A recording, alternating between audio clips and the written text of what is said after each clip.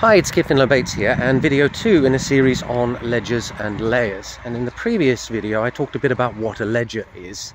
Now, Bitcoin and Ethereum and other blockchains out there are, fundamentally speaking, ledgers. They are keeping track of who owns what at what time.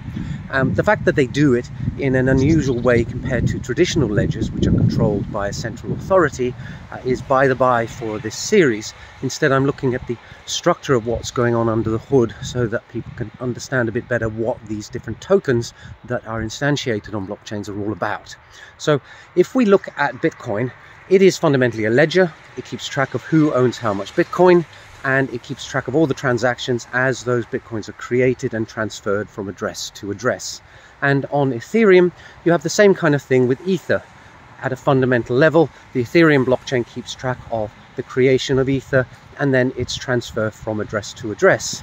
And as a result, Bitcoin and Ether are sometimes known as native cryptocurrencies because they're baked into the ledger at a very fundamental level. Now, Ethereum differs from Bitcoin in that you can deploy things called smart contracts on them. And what those smart contracts often do is themselves instantiate another ledger.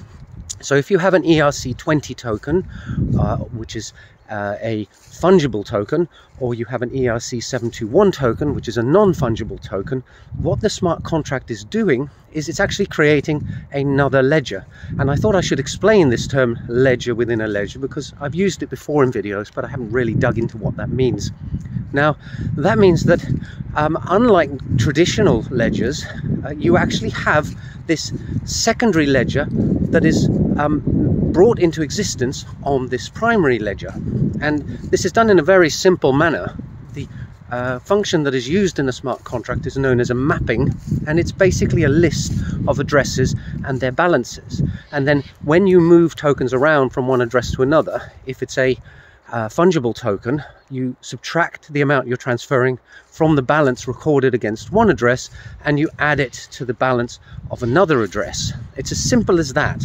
And that, at its essence, is how ERC20 tokens such as DAI or USDC or whatever token you want to think of that is a fungible token, that's how they're implemented.